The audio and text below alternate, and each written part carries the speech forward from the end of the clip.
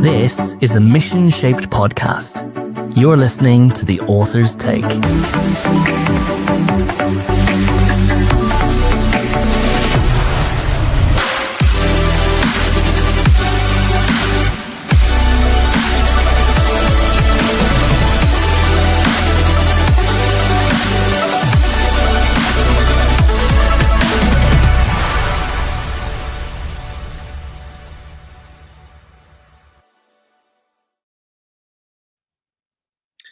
Hi, good afternoon, everybody. Hope you are well this Monday lunchtime. For those of you who don't know, my name is Tim Lee.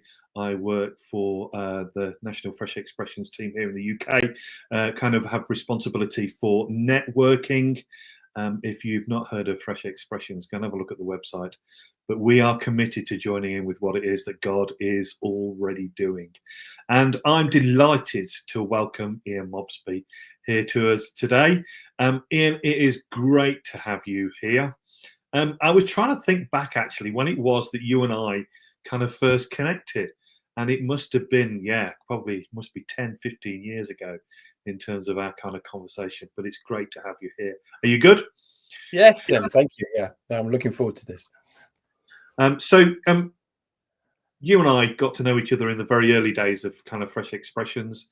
I think both of us were kind of practitioners, trying to work it out, making it up as we go along. And I remember particularly you had a sense of Mute was the community which you were involved with in London. You've gone on and done different things now. In recent years, you and I have been involved in kind of encouraging the prayer life of people. And during lockdown, we ran, it must have been 6 or 7 communities, 10-step programs, learning from the 10-step tradition of Alcoholics Anonymous. I know you've moved recently.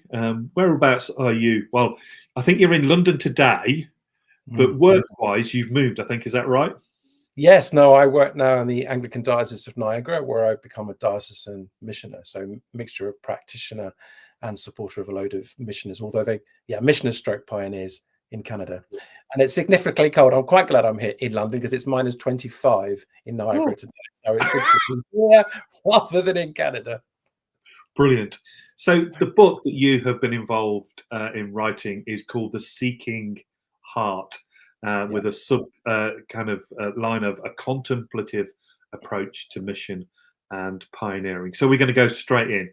So just tell us some fun facts about yourself and what is it that you love doing?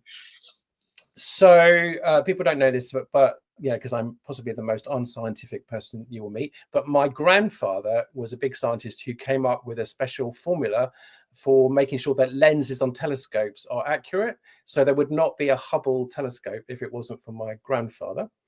Wow. And the other thing I'm quite proud of, this accent sounds very English, but I'm very pleased to say I'm 50% Welsh, 50% Scandinavian, or as my father calls it, double Viking. So good to be here. I don't think I knew either of those things about you, but great. So this book that you wrote, The Seeking Heart, what was it that inspired you to write this? Well, I've been a missioner stroke pioneer now, started off as a lay and then ordained for 31 years. And in all of that time, I became increasingly interested in the number of unchurched spiritual seekers there were. And that grew. So as I grew into doing kind of new monastic Fresh Expressions, increasing awareness that this was a growing group of people. So my inspiration was really, who are these spiritual seekers? And particularly this new group, the spiritual but not religious. And then how do we respond to that? And, when many people were they were questing for spirituality. So the book then was very inspired. How do we open up Christian spirituality to those who are spiritually seeking? And actually, how do we live it? How do we live with a deep Christian spirituality relevant for today? And that term, spiritual but not religious, that feels like it's a kind of an academic term. What does it mean? Well, it's quite contentious as spiritual but not religious. There's some quite famous theologians who are quite negative about it, but I think it is a legitimate social grouping, and they are people who quest for spiritual experience. They're looking for meaning, but don't relate to traditional Christianity or any religion. And I think they're part of this thing called a post-secular culture, where I think, and that creates the conditions that we see all these new spiritual seekers. So that was my, that's what I think a spiritual not religious is. They are really questioning, love drawing on all sorts of spiritual traditions, but they don't join in with church or synagogues or anywhere. They're very much about trying to journey on their own spiritual journey. Okay, great. So talk to us about, what's the main thread or message of the seeking heart, and why the seeking heart? It's a fascinating kind of, Yeah. title. Well, I think it's a seeking heart because I think, what is contemplation? But that's I'll talk about that a bit later. But so the motivation for the book is in two halves. Well, firstly, who are these spiritual not religious? And the second, and that's looking at this kind of trying to understand really practically what's the motivations, the ideas of these spiritual not religious. So the first book is coming out of that research. And the second part of that was what is a Christian response that's drawing on a more contemplative model, and therefore trying to open up Christian contemplative resources to those who are spiritually seeking. So that's the two halves of the book. And the very final bit was, well, once people start asking religious questions following the fresh expressions process, how do you respond to that? So then I open up a way of creating how you curate opportunities for people to explore Christianity in a way that's really meaningful and on their terms. So that's what the book's all about. Okay, great, fantastic. So, and is this born out of theory? Is it born out of your practice?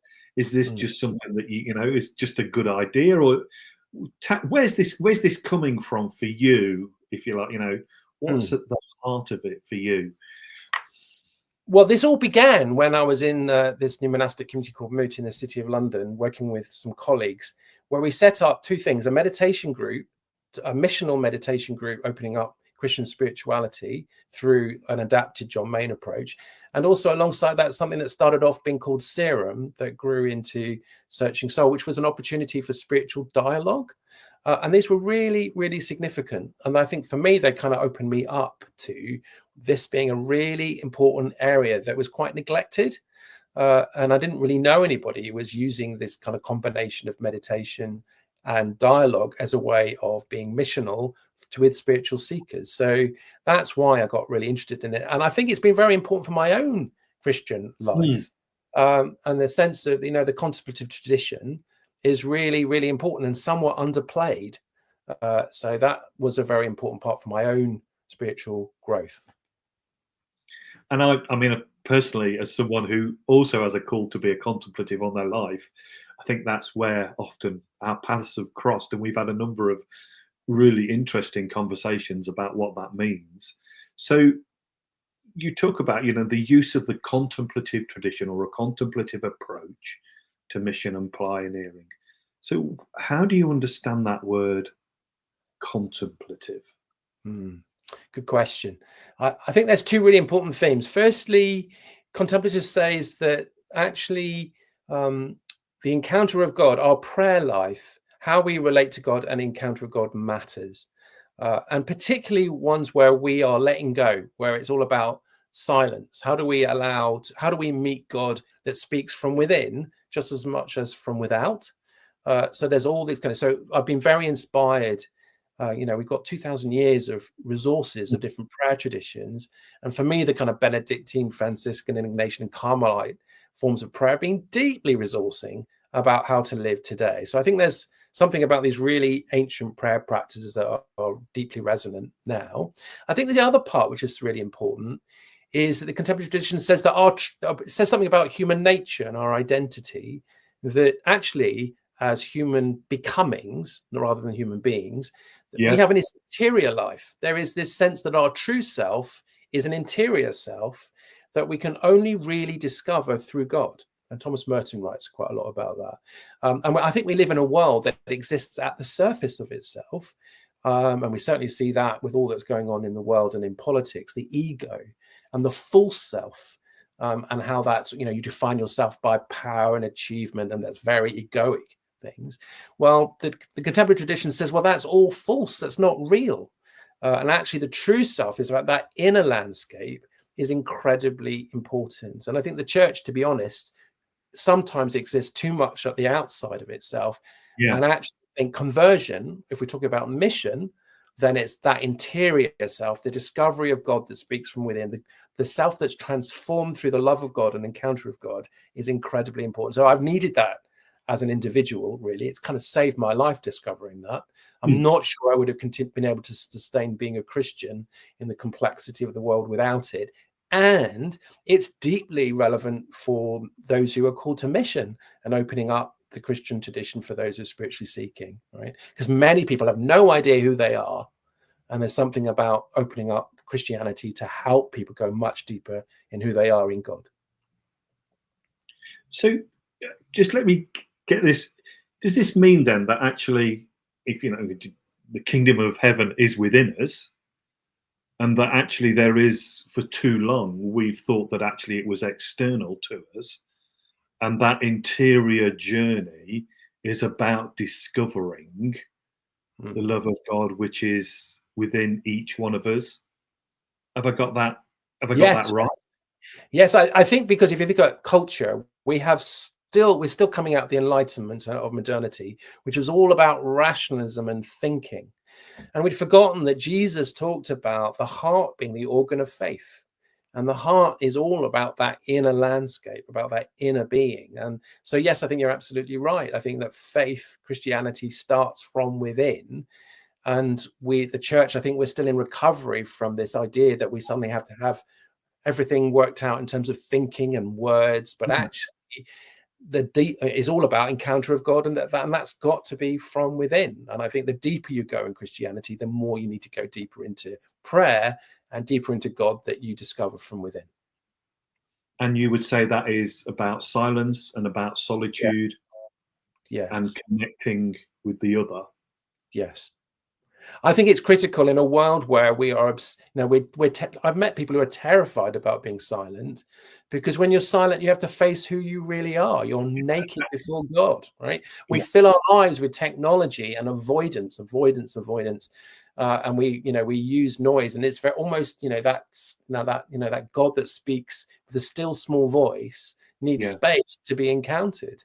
And I think people are terrified about looking inwards or the inner journey, because we live in a culture that is driven by a market society, which is all about, success, ego, shopping, and consumerism that avoids that inner journey at all costs. So I think I think we have a mental health crisis as well as a political crisis, an ecological crisis.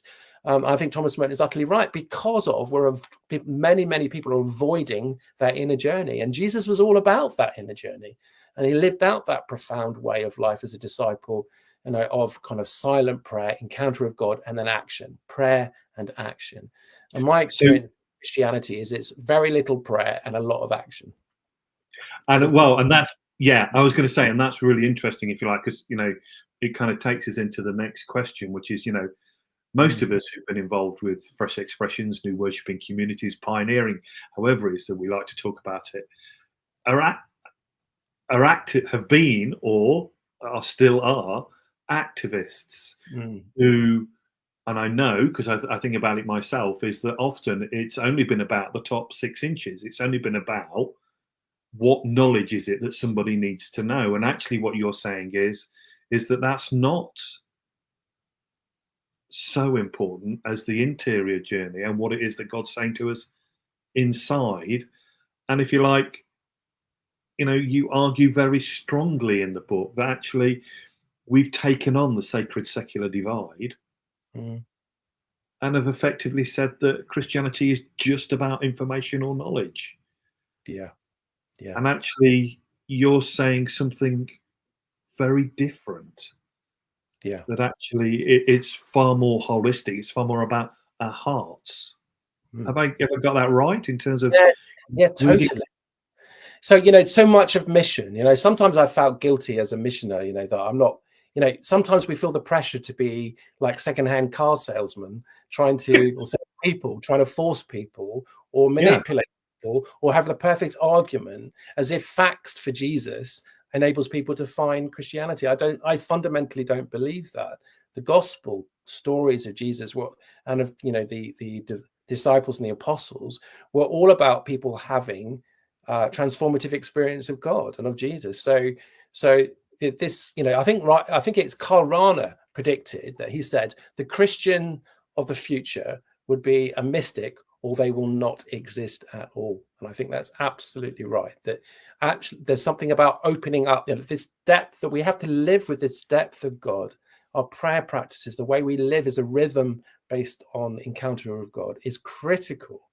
And then inviting people to join on that pilgrimage towards God is I think really important. So yeah, we need to get away from the idea that conversion is about facts about God to encounter of God, and that has to be around prayer. And people are spiritually hungry, right? There's lots of unchurched spiritual seekers who are desperately searching for meaning. They see the market society collapsing around our ears. Materialism never delivered any sense of depth and security, and people are desperate. They're asking that question, then how shall we live?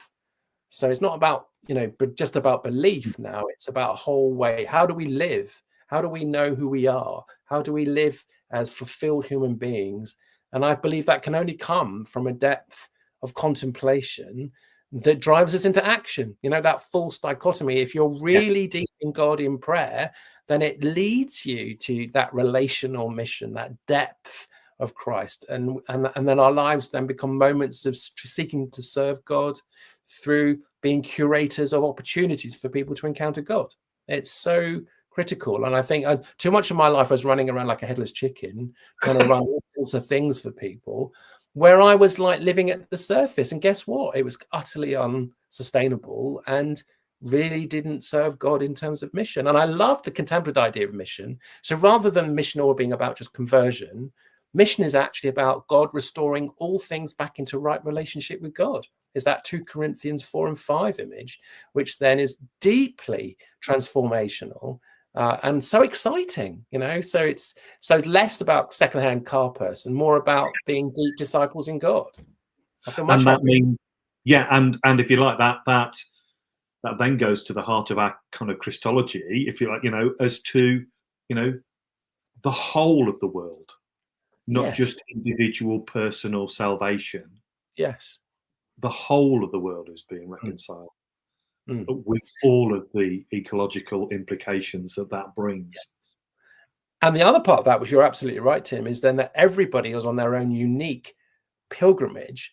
And I do believe that God is pouring out God's love into the world, seeking to, draw people to the God's love, that centered set way of thinking about mission that is seeking for people to respond to. So there is this sense of that God is not absent in the world, but trust that we have called to trust that God is doing God's mission as part of that restorative healing process. And our job then is to get out of the way of God, I think, so often, and to just help people and encourage people to go on that journey and learn to trust and lean into encounter of God.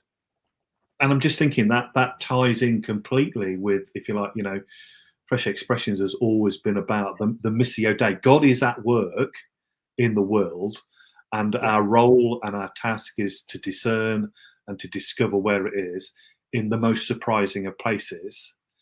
And if you like, what you're saying is that actually that begins with a contemplative journey. Yeah, I think it does. Flows into what that then means in that place where you meet the spiritual but not religious, but anybody actually. Yes, anybody. exactly. Yeah, and it feels like it's almost that kind of question I find myself asking, do I actually really believe that God is at work in the world? Yeah, and that's a daily battle. Yeah. And I think the contemplative tradition says a rhythm of daily encounter of God, receiving the love of God, to learn to love yourself, to be able to love others is critical. Otherwise, I don't know about you, but my default position often is anxiety and fear. And if I don't pray and encounter in God, then my whole worldview for that day is about scarcity and survival. But if I pray and I allow this space to encounter God, it utterly transforms the way I think and act. So, you know, that has to be a daily discipline to live that way. And I think as Christians, we're not always good at being prayerful. We think, you know, this, you know, it's all the emphasis is on doing. Well, actually, we forget that you know, doing without being in God is just, you know, that's what are people going to see. So only when I think I live out this depth does it become attractive and invitational to others. Okay. And so in the book, I mean, I know that it's born out of some research which you did in terms of, you know, with this group, spiritual but not religious. We've talked a little bit about what that means and how we understand that. But what is interesting all the way through the book, which is the stories which you tell about those people. So is there a particular story which, you know, has been really important for you or has been a key story? Would you share that with us? Yeah, very happy to. So there were 32 stories, which was, you know, remarkable to accompany through that. A key one for me was a guy who started out as an atheist, which is my family background and where I was actually much when I was much younger. So he was like in his 30s, been working in IT, you know, radical atheist, and then got depressed. So he went to see his therapist about that. And the whole issue of spirituality, which didn't exist, right? So it's all, you know, it's all rationality. So he almost got to a place where he had to disbelieve that whole rational thing and give room for the spiritual.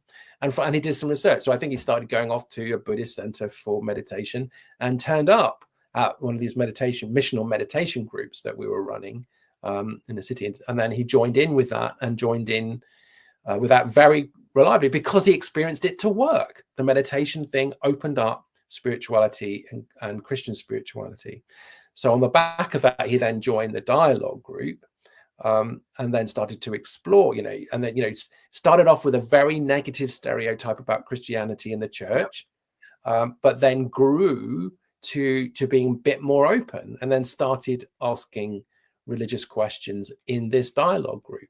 And so, you know, through a number, it doesn't happen quickly, but, you know, in the sense that time, he then started to put down feelers with the fresh expression that I was involved in at the time, and then grew into exploring it. And he said, oh, I quite like you as Christians, as long as you're not those bonkers fundamentalists over there, I can cope with you. So that, and I can grow into that. So then on the back of that, he came to faith. You know, he chose to follow Christ after going through these various stages of formation, with lots of little eureka moments on that journey, to the point where he felt ready to be baptized, and then got involved and is now got involved in a Christian church on the back of that. So for me, that was amazing. And I think that where he was and where the church were, you know, as its classic fresh expressions, that there's something about this approach then joined that helped that missional journey to happen, and for him to become a Christian, which was a delight.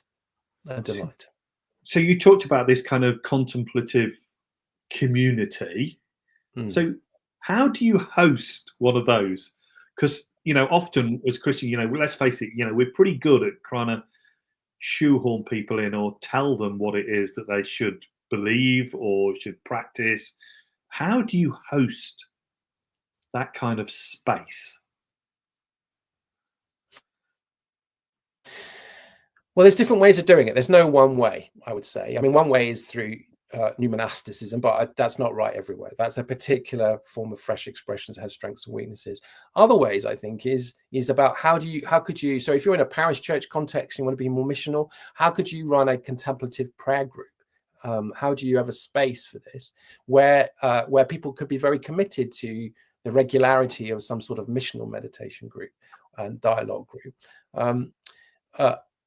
I think, so I think the other thing is, you know, thinking about, I'm an Anglican, right? So we forget that Anglican prayer practices draw off from monastic prayer practices. The Book of Common Prayer came out of the monastic tradition. So actually it is possible to open up morning and evening prayer and compline in very contemplative ways. You just got to give less words and more silence. So you can actually draw on these traditions to be very contemplative. And I think that then creates the culture of the importance of contemplative prayer built into the DNA of whether it's a parish church, a fresh expression, or whatever you're doing.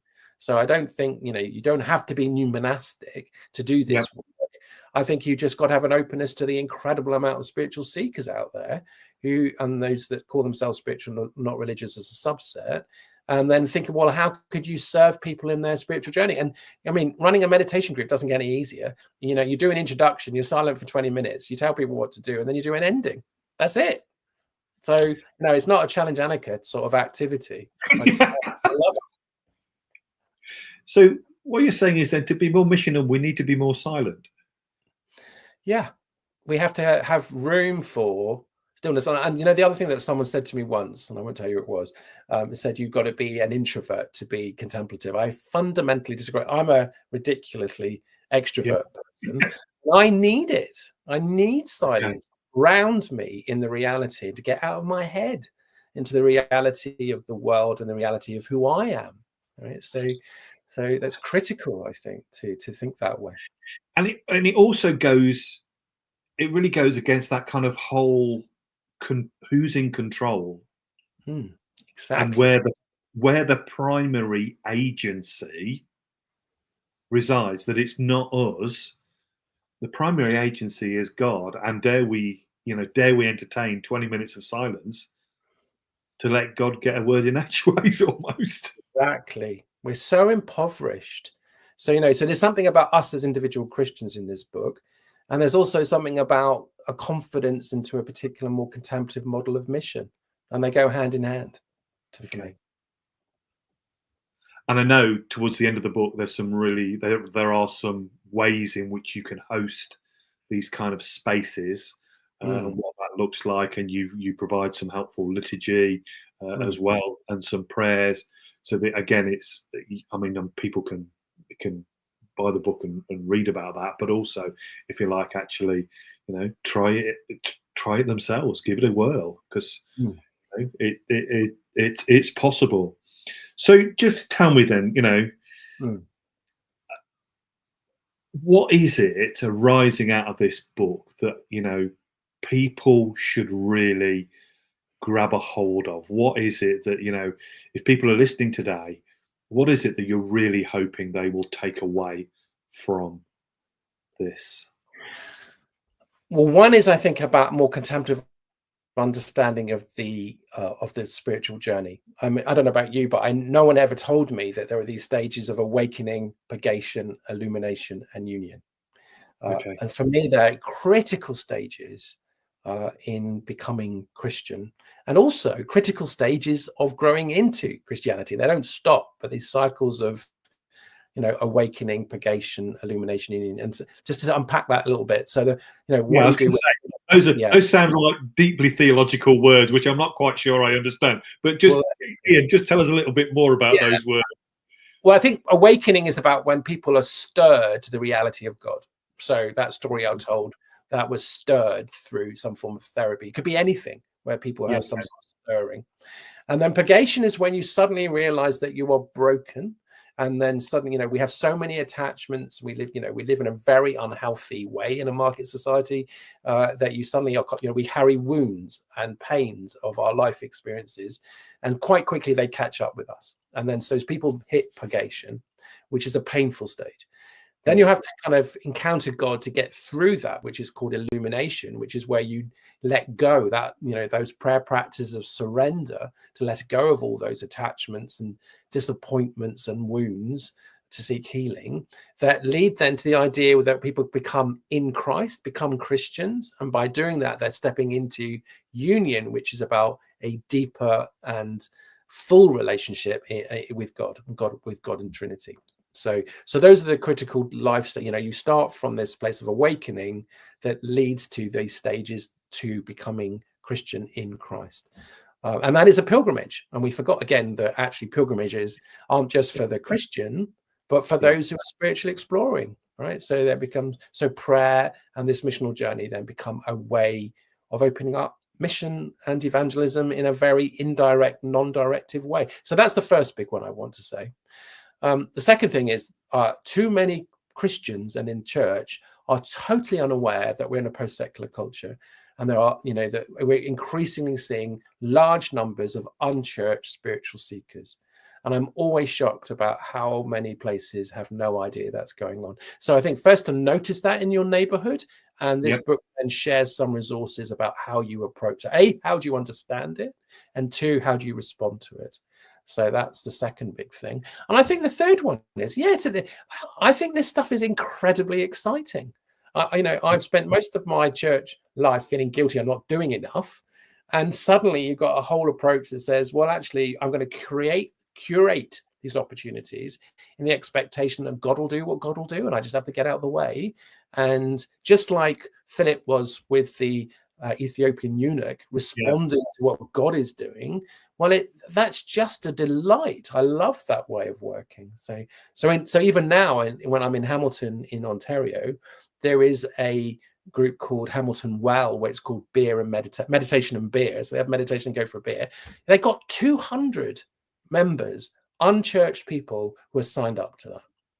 You don't get 200 every time, but the very fact that there's a meetup group that's got 200 people of it, I think says loads. It's only been there for 9 months and it's got 200 members. That's really exciting. So those are the things I think it offers. Let's get real with the world that we live in and respond to it. And wake up to the fact that, fresh expressions and all this kind of missional purpose means that we just have to be engaged with these kind of spiritual, but not religious. And if you really look, they're there. And so, you appear to be fundamentally saying this is a way in which we can engage missionally. Yeah. And works. We're struggling, with the churches de-churching. We're struggling with the relationship with church and culture. And we find ourselves in a new pluralistic age where people are interested in Christianity. They're desperately searching for meaning, but they don't trust institutions. They don't trust anything that seems to be controlling. And they don't, and interestingly, they're not interested in product. We've relied on, I think, a lot of some of the more recent initiatives try to sell church as a product with the beautiful people at the front, and then we all fall in line with the right videos and everything. No, people don't want that. They want authenticity, and they want things that work for them on their terms in their spiritual journey. And that isn't a threat. It means that we just have to stop, get back to this. This is the heart of Christianity. This isn't new. This was monastic mystics have been banging on about for a very long time. So I think leaning into that and getting away from this kind of managerialism that I kind of encounter often in the church is critical. So that needs deep discipleship that opens up deep mission, and prayer and contemplation is part of that journey. Ian, thank you. Thank you for your honesty. And I'm aware of, having been in conversation with you, that it's not always been an easy journey. I don't think anybody, missional pioneering, has an easy life. We're always in the ministry of not fitting in, where it's all a struggle. This approach that I can sustain, I've been doing this now for 31 years, was a bit of a shock. So I'm now like 57, and I started off this journey 20 something, and there's only this depth of prayer and contemplation that all this stuff. And I'm so excited about this book because it's just the naming of all this stuff that I've learned along the way, plus some PhD research. So, and I know how many missioners and pioneers are struggling, and I think this is a resource I hope that will help make mission and pioneering much more sustainable and life-giving, and just will fit I think in lots of different contexts. Ian, thank you so much for your vulnerability, and if you like, there's so much of you in this story, but also too, there's an academic rigor and some research behind this, which says exactly what you said. The God that we believe in, it works. Exactly. Ian, thank you so much for your time today, and we wish you well in your seeking heart. So thank you. Thanks, Tim. So the book is available at The Seeking Heart, A Contemplative Approach to Mission and Pioneering by Ian Mobsby. It's available in the shop, which you can see there on the screen, or Ian, the other is it the other place that it's available? This is SCM Press in the UK. There are a number of different outlets in North America as well, because I'm a few people watching from there. So yeah, it is available. It came out 2 weeks ago, so it's hot off the press. Literally. And actually, if you get that order before the end of the month, before the 31st of January, you get 20% off with SCM Press. Brilliant, great. Ian, thanks very much indeed. Thank you.